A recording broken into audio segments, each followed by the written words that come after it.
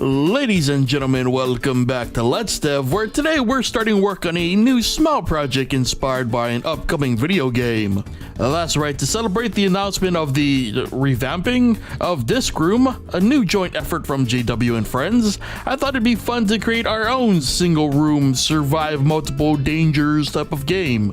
So today we'll begin construction on the dangers for our single room survive multiple dangers game, which are, yes, lasers. We'll figure out a way to have lasers spawn in the room and also create laser beams that grow over time. And finally, we'll start adding ways to handle those pesky lasers. Sounds like a plan, so let's not waste any more time and get to the coding.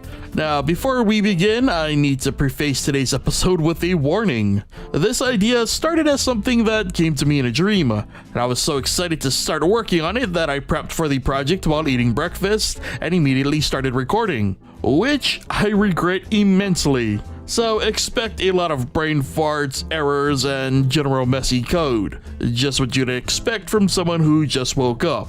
Seriously, code responsibly, folks. Anyway, on to the episode. First up was creating the room's border. Could have used the room editor, but decided to code it in instead. Big mistake, as I initially coded a block of walls. Great start. So, once the border was added, facepalm worthy levels of math included, it was time to spawn in our lasers. To add variety, these lasers would be spawned in random places amongst the border. So when I script, the code would first decide which axis it would spawn a laser on. From there, it would choose a random tile, and if a laser is not currently occupying that spot, the script would create one. Mistake number 2 here was trying to spawn the lasers within the switch function. Now moving it outside the switch and adding some necessary offset math finally gave us lasers in random spots amongst the border. And to ensure the lasers pointed inward, we'd use point direction to determine which direction the laser needed to be facing. Thankfully, this much was working, and so now we could move on to the actual laser beam part of our laser dangers. In the laser object, to start, I simply wanted to have the laser beam grow over time. So using variables for frame count and size, the code would run through a countdown system. Each time the counter reaches 0, it resets and adds to the laser's beam size. Then using a simple loop, the code would repeatedly draw the laser beam sprite for however long the size was determined to be. This beam object would then be spawned when the laser object is triggered. Luckily, this worked out well, and we were one step closer to creating some nice laser-like dangers. So to get fancy and just to see what else was possible, I added an alternate spawn to the script. This alternative would spawn lasers every other tile in the surrounding border.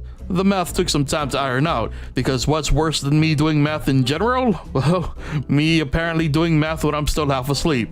Regardless, math struggles aside, the alternative spawn was completed and was just as ridiculous as expected. This was looking very promising. However, having the lasers continue off screen needed to be fixed so that they'd stop growing when hitting the walls. So back to the beam code we went.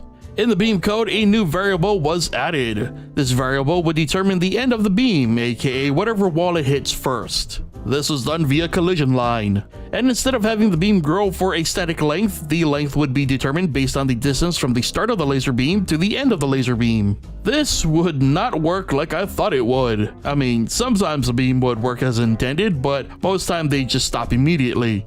Now, allow me to save you the next 30 minutes. Many things were tried to make this work, but to no avail. The cause of this ended up being due to the walls still existing under the laser objects. The beam would spawn within the wall, thus counting that as the end of the beam. So deleting those walls and adding a foolproof check for a laser instead, in case a wall doesn't exist, should have worked. It did not. It took a while to realize mistake number 3, not setting lasers as the end of the beam properly, which wasn't figured out until the end of the session, but for a time it had like a 80% working rate, so I wanted to get one last thing done before crying myself back to sleep. I wanted to add an ability to slow down time for better laser avoiding strategies. So a global variable for general roll time was added, macro and all. Then in the player code, I had the spacebar control the time, having the speed when held down. This, like everything this session, kind of worked. Time would slow down, but sometimes time would also stop the lasers from growing. However, looking back at the footage, I realized mistake number 4, I forgot to consider the laser's time going below 0. So, at this point, it was pretty clear that while the basics were in fact completed, I was not mentally prepared to continue. But fear not, while this partly broken experience exists, it still can be salvaged. Next time we'll not only fix what needs to be fixed, but give it a nice new coat of paint for the troubles I brought upon myself. And hopefully that'll make up for the questionable quality of this episode.